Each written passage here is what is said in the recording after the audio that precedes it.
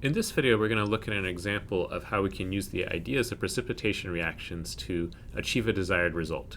And our desired result in this case is the formation of a particular insoluble compound called lead-2-chromate. Chromate is, I believe, not on your list of ions you're supposed to memorize, but it is this ion right here, the CrO4 2-. This is our chromate. This is a paint pigment that's called chrome yellow that hopefully is not in use anymore because it contains lead. But let's imagine you wanted to make this. And so what we can think about is a way to synthesize this product. So we're sort of going backwards. We know what our product needs to be, PbCrO4. That's one of our products. And the question is, what solutions could we mix together to make this a solid form? This is an insoluble compound, and so that's something that I wouldn't expect you to know. This is not on our list of insoluble compounds, but I think it is in the textbook, and that's where I'm getting this example from. So chromates are, no, they're not specifically mentioned. Anyway, but it is an insoluble compound. And so the question is, what two soluble compounds?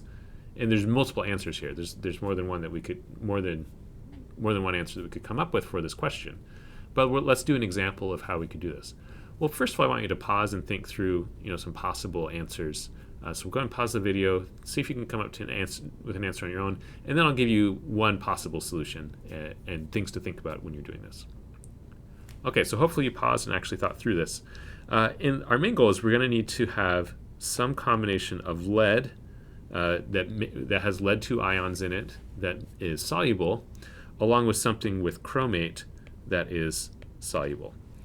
And so our go-to here is, well, there are some ions where things are always soluble with them. So that's a good starting place.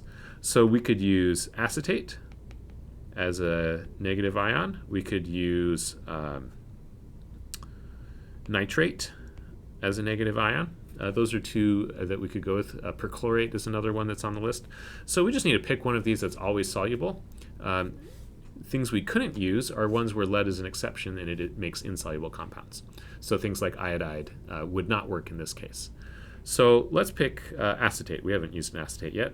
So we're going to make a solution of lead acetate. Okay, so that's a salt that you can buy, but when you put it into water, it's going to dissolve. So we would need that.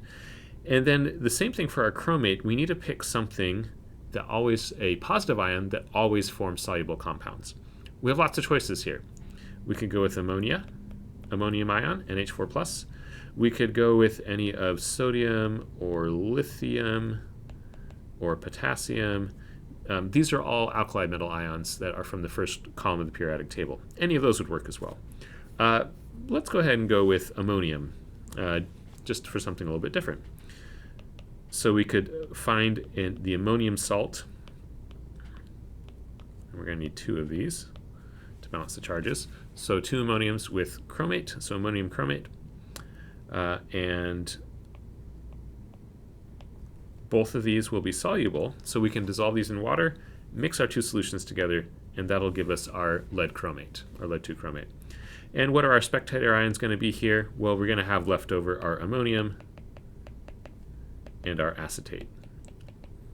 They're just along for the ride. They were just our way to get the lead and chromate into solution that they would dissolve. So these will be present as aqueous ions. I haven't balanced this reaction equation, but our main goal was to figure out what salts could we use, what compounds. And that's one thing to realize about this is that we need to start from something that has both positive and negative charges. I can't get lead ions off the shelf. There is no such thing as lead just by itself. It always has to have a negative charge along with it. And so we want to pick an anion that will let it dissolve in water. Same thing for the chromate. I can't buy just chromate ions by itself. I need a salt with something like sodium or lithium or ammonium like we chose in this case. And now these things are things that we can buy. Oh, these both have 2 charges. These are things that we can buy from a chemical supply company and then make whatever concentration we need for this reaction and then mix these together once they're dissolved in solution. So that's one example of how we can use precipitation reactions to achieve a desired result. There are many useful insoluble compounds, and this is a very common way to make these compounds, is to find 2 things that are soluble, dissolve those soluble things in water, and then mix together our two solutions to make our insoluble compound that we want to make. So hopefully you found that interesting and helps to drive home the idea of we need to find of how you can synthesize insoluble compounds.